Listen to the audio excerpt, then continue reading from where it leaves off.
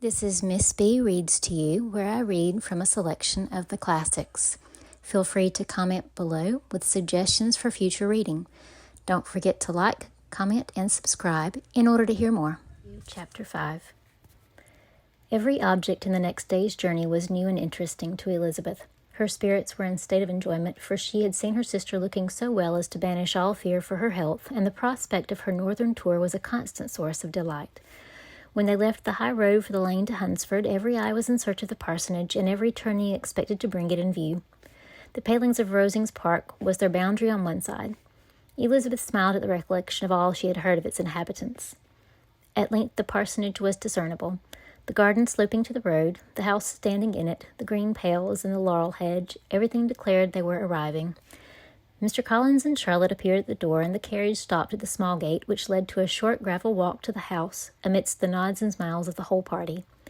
In a moment they were all out of the chaise, rejoicing at the sight of each other. Mrs. Collins welcomed her friend with the liveliest pleasure, and Elizabeth was more and more satisfied with coming when she found herself so affectionately received. She saw instantly that her cousin's manners were not altered by his marriage. His formal civility was just what it had been, and he detained her some minutes at the gate to hear and satisfy his inquiries after all her family.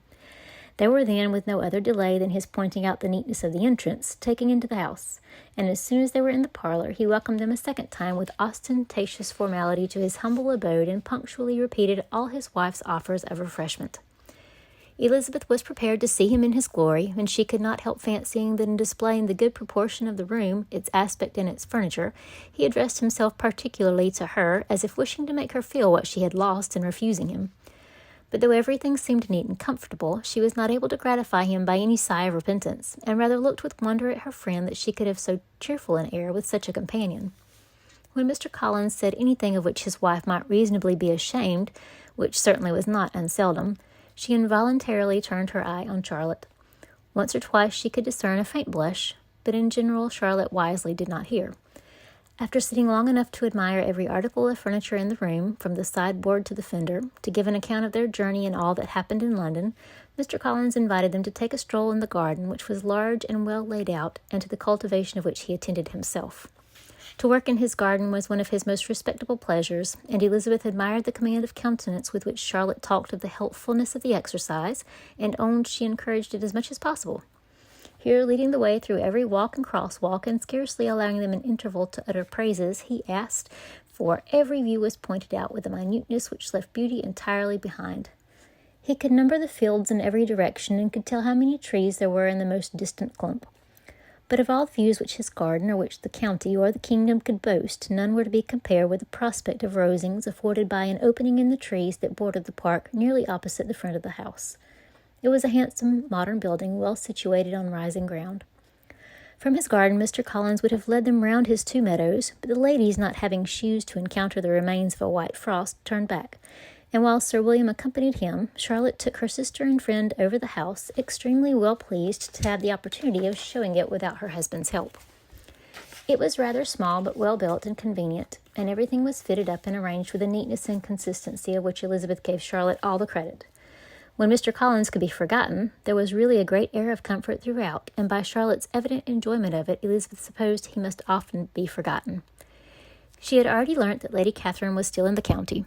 It was spoken of again while they were at dinner, when Mr. Collins joined in and observed, "Yes, Miss Elizabeth, you will have the honour of seeing Lady Catherine de Bourgh on the ensuing Sunday at church, and I need not say you will be delighted with her.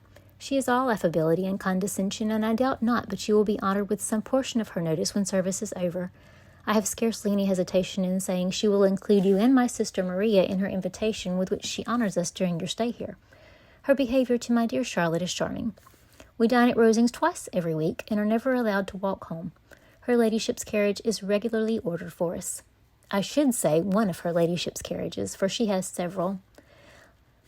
Lady Catherine is a very respectable, sensible woman indeed," added Charlotte, "and a most attentive neighbour." "Very true, my dear, that is exactly what I say. She is the sort of woman whom one cannot regard without too much deference."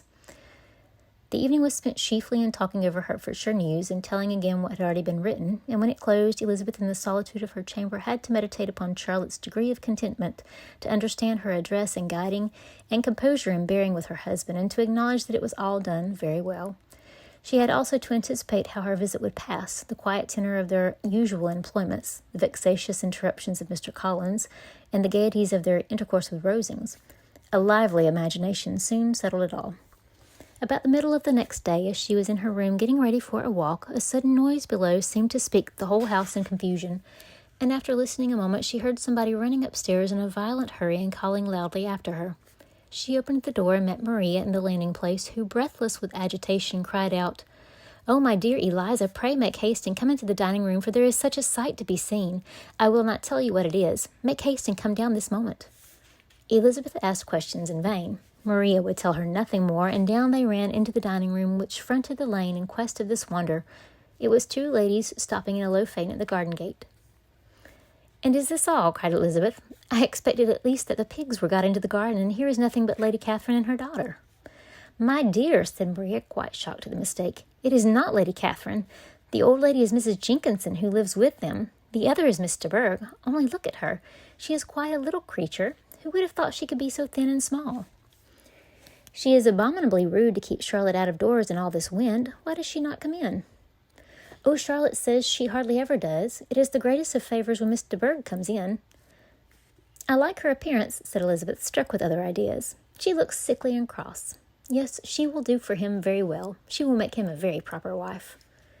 Mr. Collins and Charlotte were both standing at the gate in conversation with the ladies, and Sir William, to Elizabeth's high diversion, was stationed in the doorway in earnest contemplation of the greatness before him, and constantly bowing whenever Miss de Bourgh looked that way. At length there was nothing more to be said. The ladies drove on, and the others returned into the house.